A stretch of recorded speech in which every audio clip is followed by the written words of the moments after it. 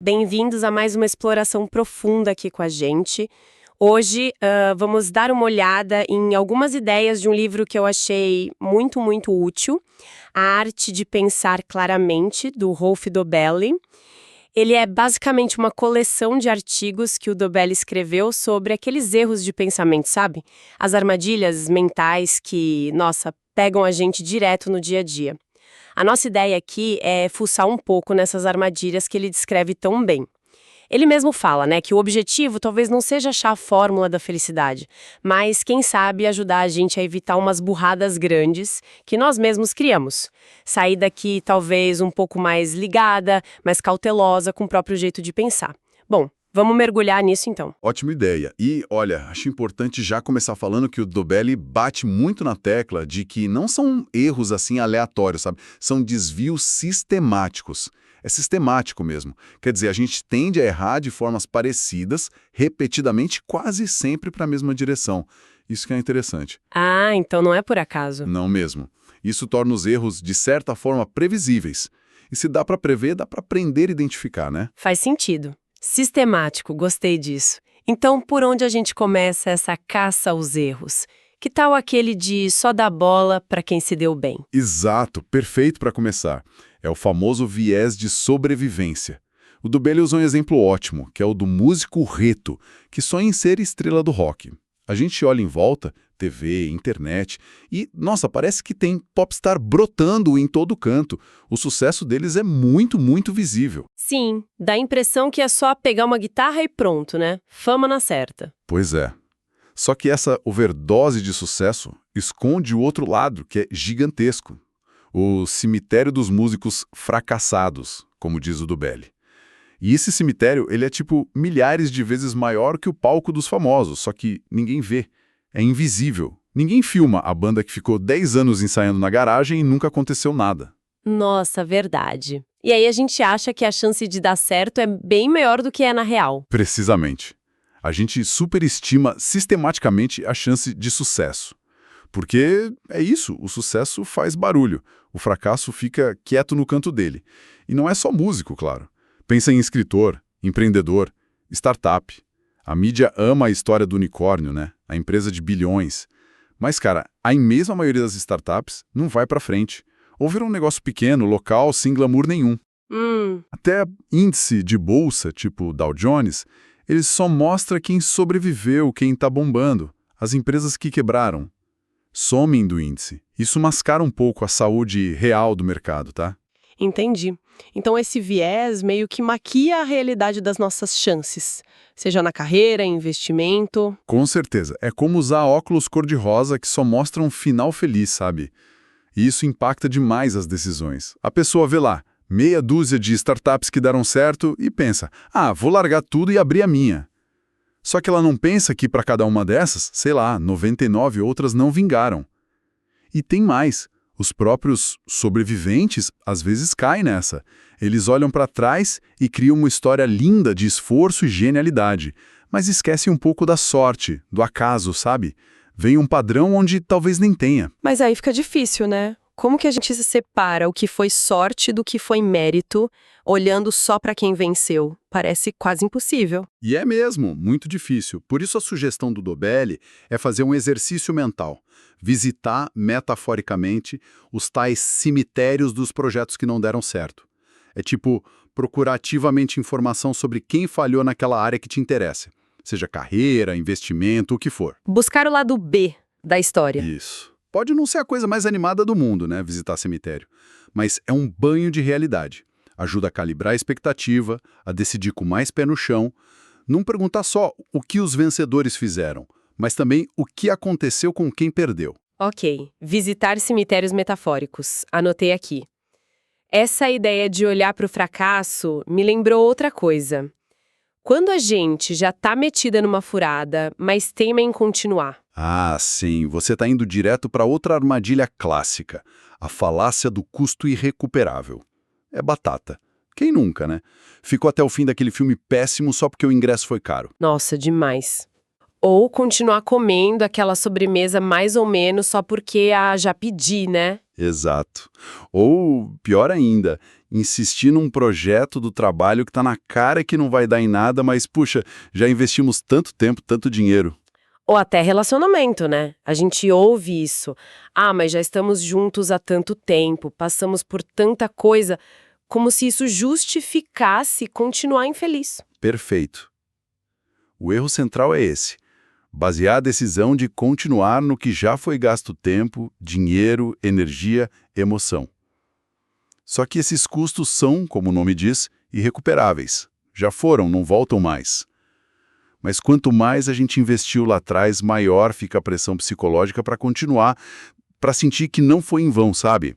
É uma força irracional bem forte. Mas por que essa pressão é tão forte? Por que é tão difícil simplesmente dizer: chega, perdi, bola pra frente? Tem algumas razões, mas uma das principais é a nossa vontade de parecer consistente.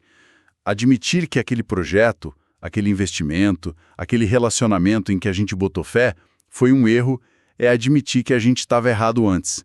Reconhecer essa inconsistência entre o que a gente pensava e o que pensa agora. Isso dói, né? Mexe com o nosso ego. Continuar naquela furada, mesmo sabendo que é furada, adia esse reconhecimento doloroso. É um jeito de salvar a aparência, para nós mesmos e para os outros. É como se a gente quisesse provar que a primeira decisão estava certa, mesmo que tudo agora mostre o contrário. Impressionante. Exatamente. Tem exemplos históricos disso que são gigantes. O avião Concorde, por exemplo. Os governos da França e Inglaterra continuaram botando rios de dinheiro no projeto muito depois de ficar óbvio que ele nunca ia dar lucro. Por quê? Em parte por causa do que já tinham gasto e pelo orgulho nacional envolvido. Alguns analistas dizem que até a escalada na Guerra do Vietnã teve um componente disso. Poxa, já sacrificamos tanto, não podemos simplesmente desistir agora. Caramba, exemplos pesados. E na nossa vida, no dia a dia, como a gente pode se policiar contra isso? Como saber se é persistência boa ou só teimosia por causa do que já foi investido?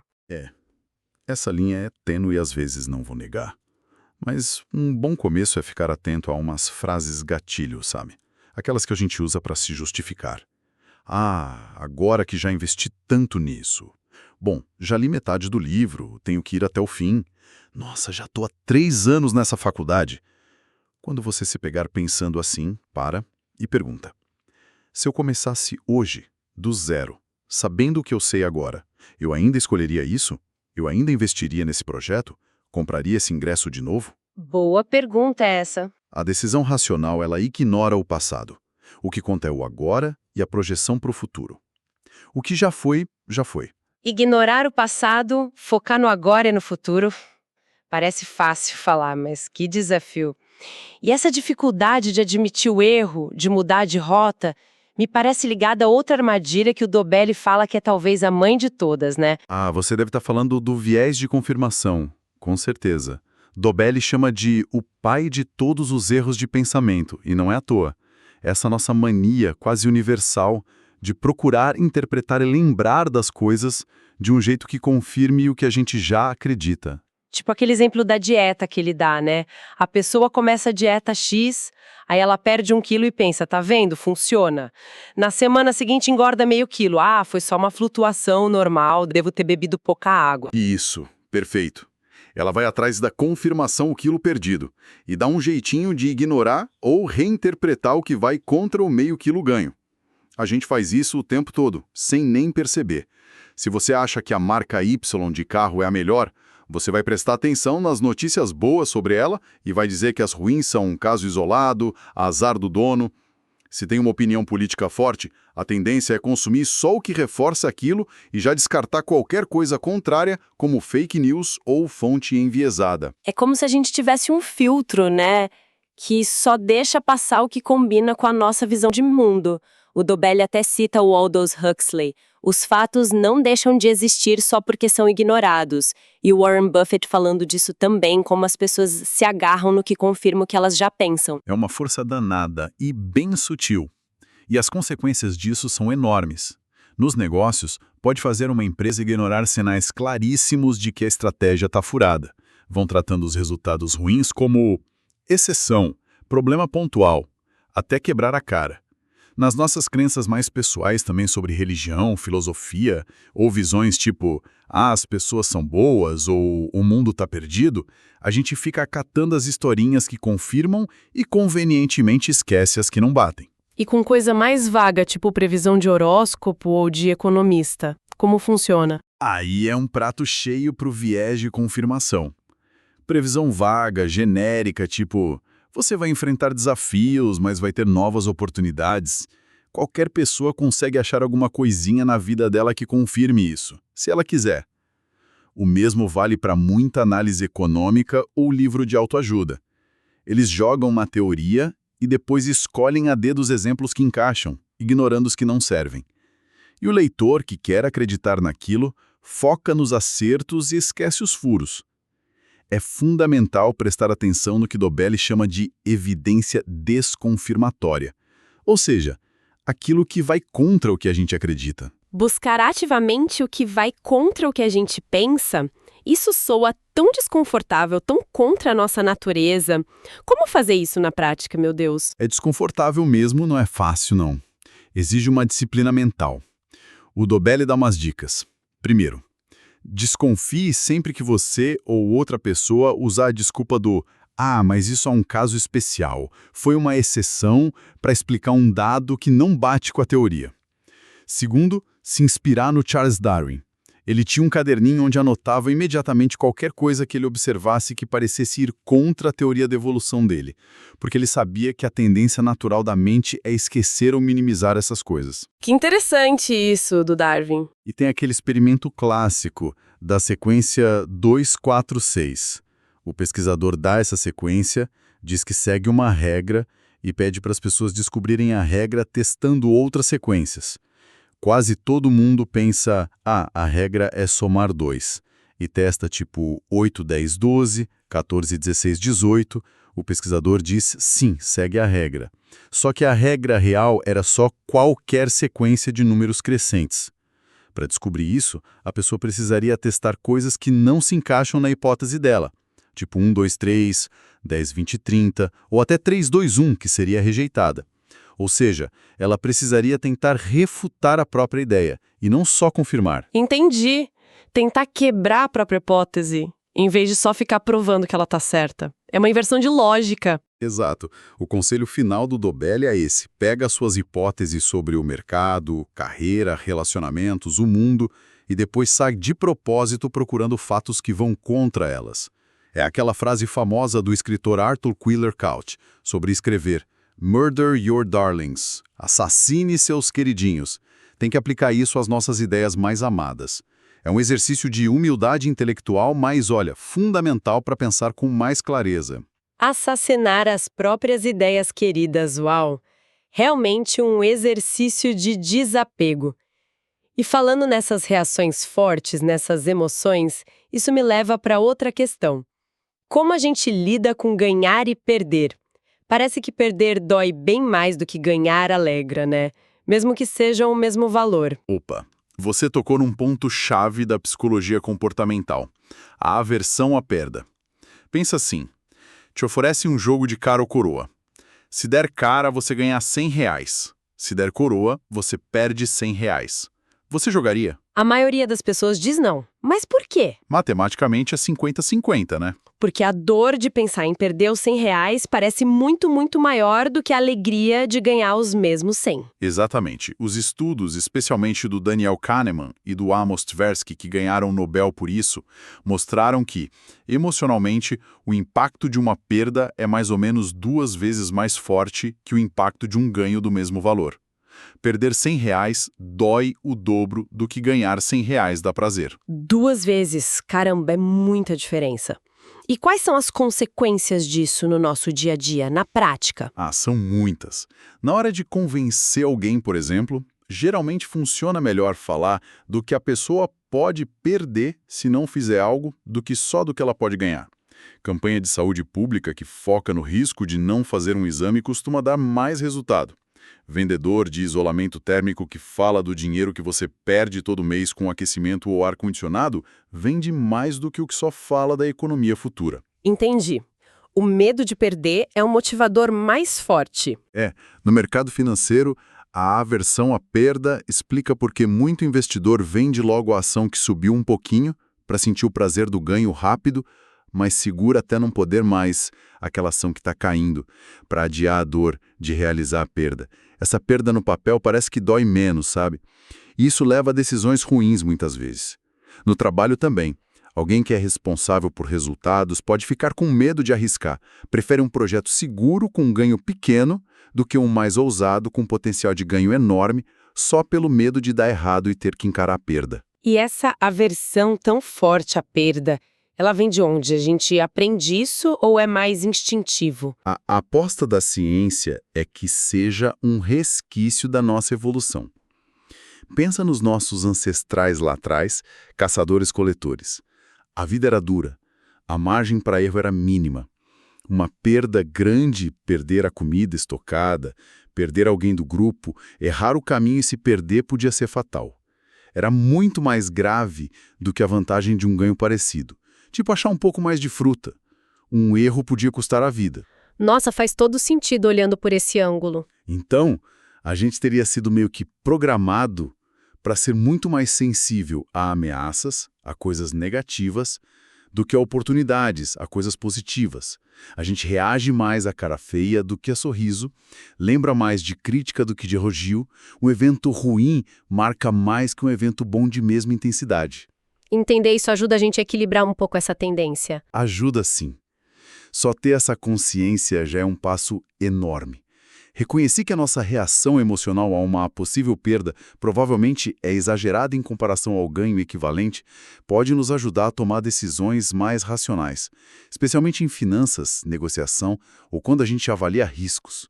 Entender que o mal psicológico tende a pesar mais que o bem objetivo de mesmo tamanho permite que a gente faça um ajuste consciente, não deixar o medo da perda paralisar ou levar para a escolha errada. Bom, Leo, então hoje a gente explorou o viés de sobrevivência, a falácia do custo recuperável, o viés de confirmação e a aversão à perda. Ufa, são só alguns exemplos, né, das muitas armadilhas que o Dobelli mapeou no livro.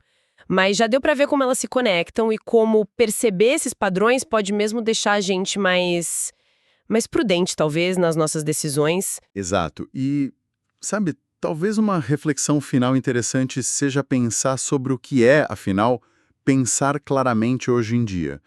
O Dobelli sugere, e eu tendo a concordar, que muitos desses erros não são bem falhas do nosso cérebro.